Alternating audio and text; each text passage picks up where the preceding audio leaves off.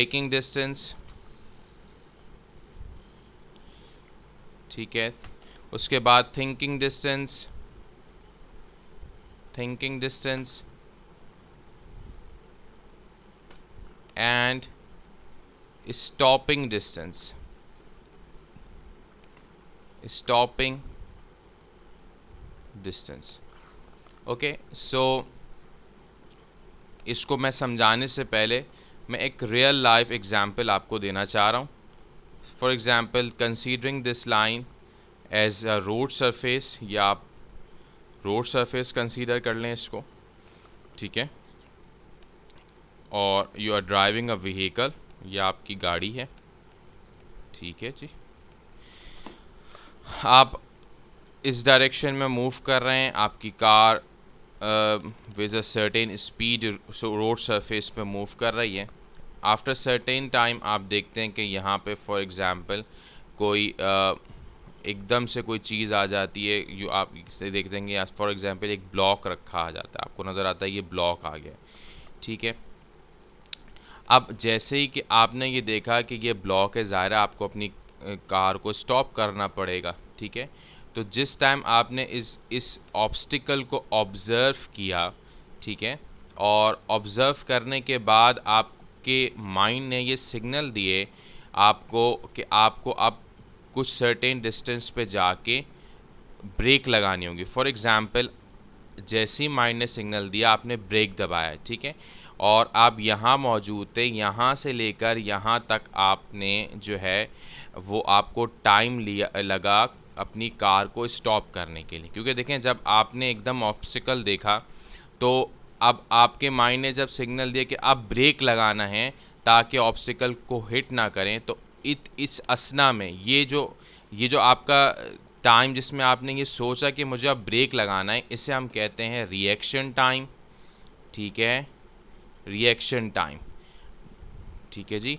ये डिपेंड करता है ड्राइवर पर कि अगर और ये वैरी करता है। फॉर एग्जांपल, अगर ड्राइवर जो है वो टायर्ड है, ठीक है, या ड्राइवर जो है वो उसने कुछ पिया हुआ है, ड्रंक है, और या वो गाने सुन रहा है, ठीक है, ये तमाम चीज़ें आपकी रिएक्शन टाइम को इफ़ेक्ट करती हैं, ठीक है। अच्छा, अब इस असना में, इस टाइम में ब्रेक लगाने तक आपने कुछ डिस्टेंस कवर किया होगा, ठीक है, और फॉर एग्जांपल आपने यहाँ पर आके ब्रेक अप्लाई किए, ठीक है, इस पॉइंट पर आके आपने ब्रेक अप्लाई किए, तो यहाँ से लेकर यहाँ तक का डिस्टेंस जो है वो कहलाएगा thinking distance.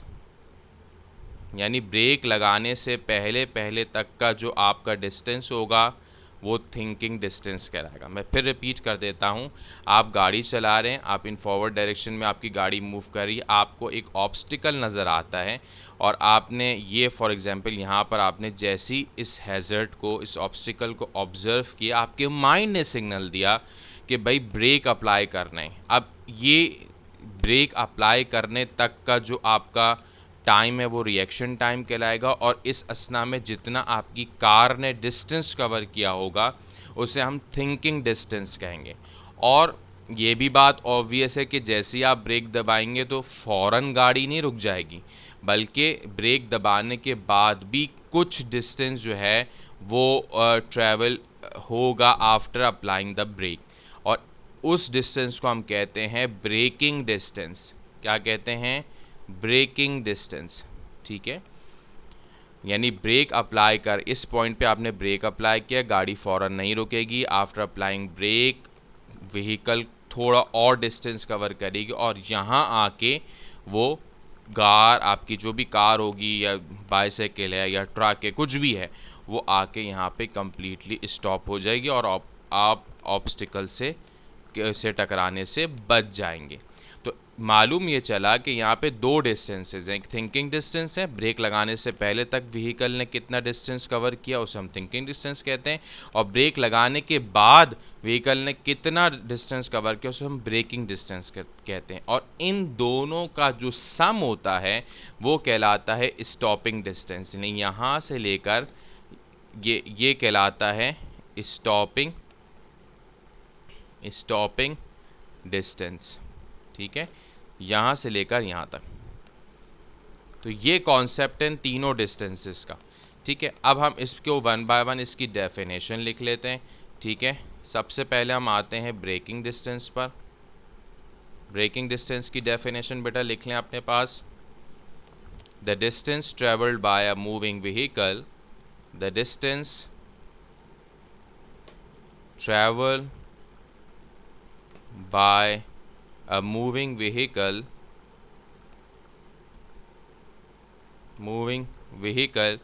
during the time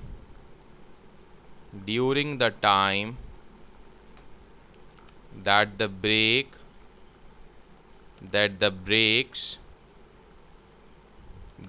brakes are applied, ठीक है। ये तो आपका हो गया ब्रेकिंग डिस्टेंस। अब आते हैं थिंकिंग डिस्टेंस पर। थिंकिंग डिस्टेंस की भी डेफिनेशन लिख लेते हैं। उम्मीद है आप लोग खुद से भी लिख सकते होंगे क्योंकि मैंने आपको तीनों के कॉन्सेप्ट समझा दिए। तो अब इसका क्या होगा, the distance travelled by a moving vehicle जी बताइए क्या होगा, moving vehicle during the reaction time. मैंने रिएक्शन टाइम का बता दिया, ये डिपेंड करता है ड्राइवर के ऊपर। अगर ड्राइवर बूढ़ा शख्स है या ड्राइवर जवान है लेकिन उसने जो है अल्कोहल पी हुई है या वो बहुत ज़्यादा थका हुआ है, ये तमाम फैक्टर्स रिएक्शन टाइम को इफ़ेक्ट करते हैं। या गाने बहुत तेज़ सुन रहा है तो ये भी जो है वो जो है रिएक्शन टाइम को बैडली इफ़ेक्ट करते हैं, ठीक है। रिएक्शन टाइम ऑफ किसका, ड्राइवर का। The distance travelled by a moving vehicle during the reaction time of driver before applying the brakes, brake दबाने से पहले, बिफोर अप्लाइंग द ब्रेक्स, ठीक है। थिंकिंग डिस्टेंस हो गया। स्टॉपिंग डिस्टेंस की डेफिनेशन लिख लें। स्टॉपिंग डिस्टेंस क्या होता है बेटा, इसको भी समझ लें कि the total distance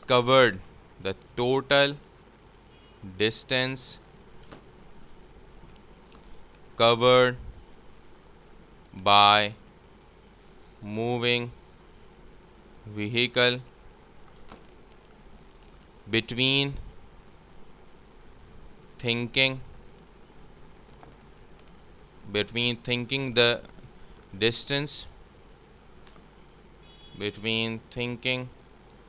distance and stopping the vehicle, ठीक है जी। अच्छा, तो इसका मतलब इसको अगर इक्वेशन फॉर्म में लिखें तो मैं शॉर्ट फॉर्म में लिख रहा हूँ। स्टॉपिंग डिस्टेंस किसके बराबर होता है, thinking distance plus braking distance, ठीक है। यहाँ तक बात समझ आ गई। अच्छा, एक और चीज़ है, ये आप लोग उम्मीद है आप लोग ने लिख लिया होगा। मैं आगे बढ़ता हूँ। आगे एक नोट करके एक चीज़ आपको लिखवानी है क्योंकि ये जो आपके पास ब्रेकिंग, थिंकिंग, स्टॉपिंग डिस्टेंसेस हैं ये इक्वल नहीं होते, दे आर नॉट इक्वल। क्यों नहीं होते, कुछ फैक्टर्स की वजह से। So the braking, thinking and stopping distance are not equal. Stopping distance are not equal due to following factors, और वो फैक्टर्स क्या क्या हो सकते हैं, ठीक है।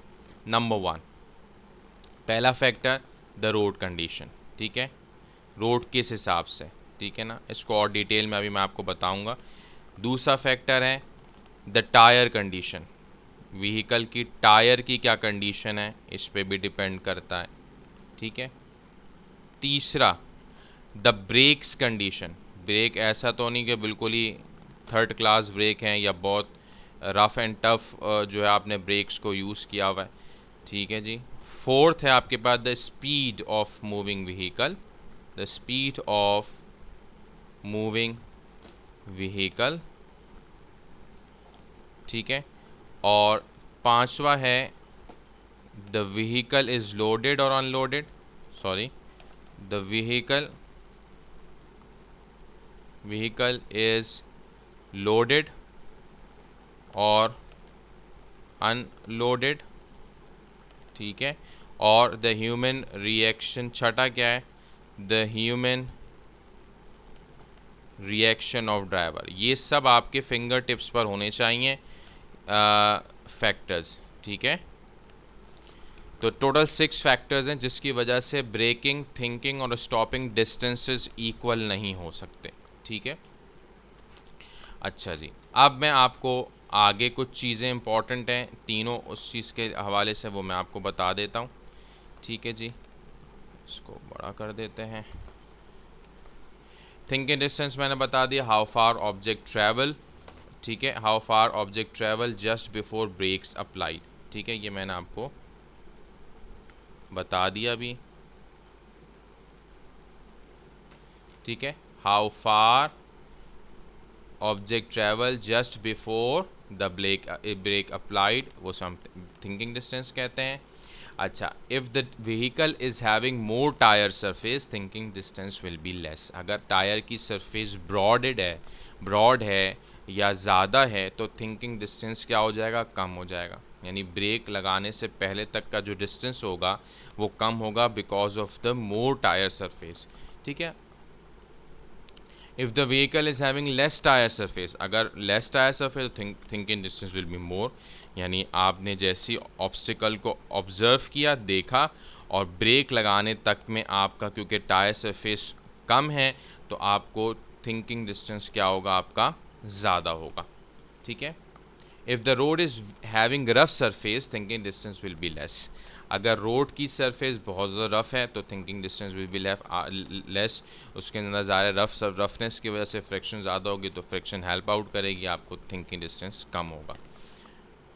If the road is having smooth surface, thinking distance will be मोर। और अगर आप स्मूथ सरफेस है और उसमें कोई रफनेस नहीं है, ठीक है, तो आपका उस वक्त भी थिंकिंग डिस्टेंस क्या होगा, ज़्यादा होगा, will be more.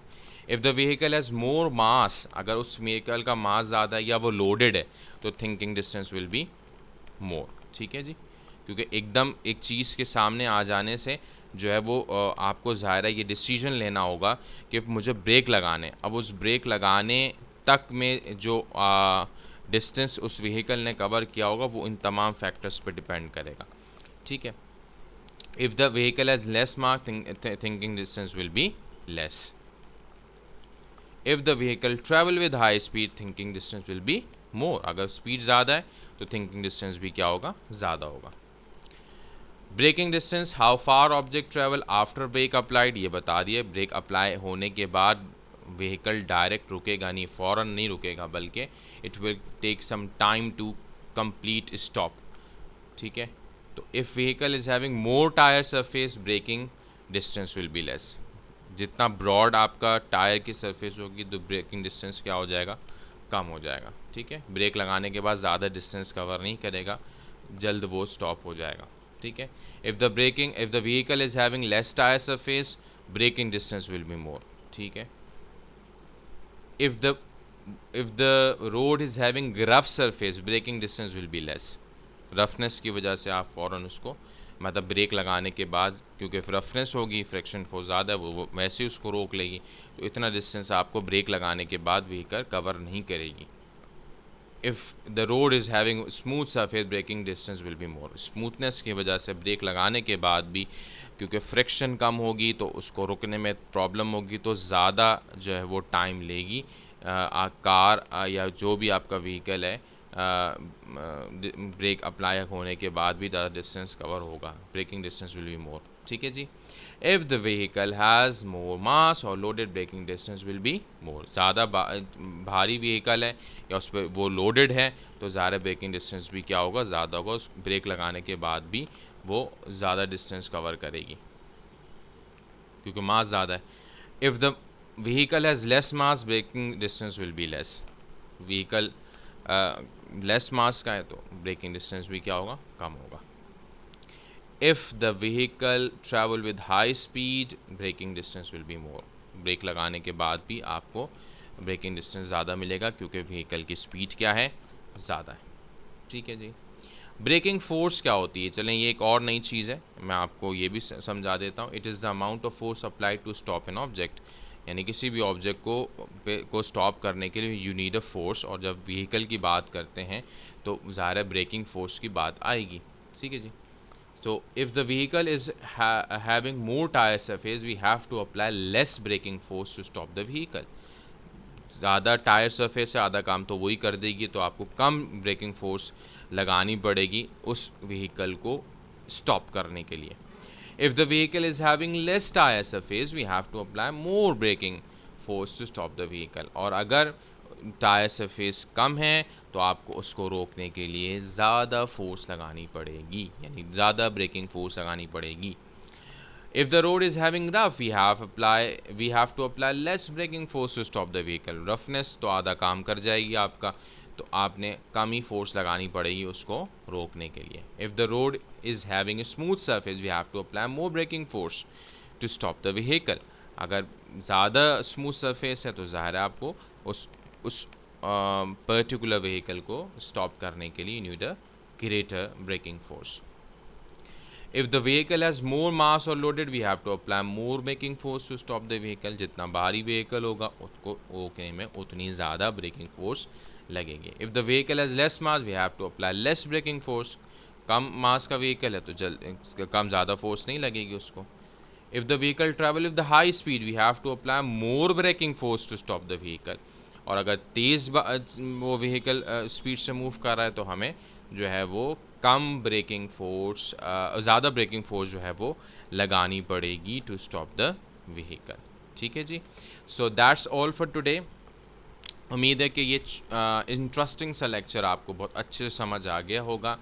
Next class में हम सर्कुलर मोशन को डिस्कस करेंगे, तो आप मेरी सीरीज़ ऑफ लेक्चर्स को फॉलो करते जाएं। ये लेक्चर्स सारे डायनेमिक्स से रिलेट करते हुए हैं, तो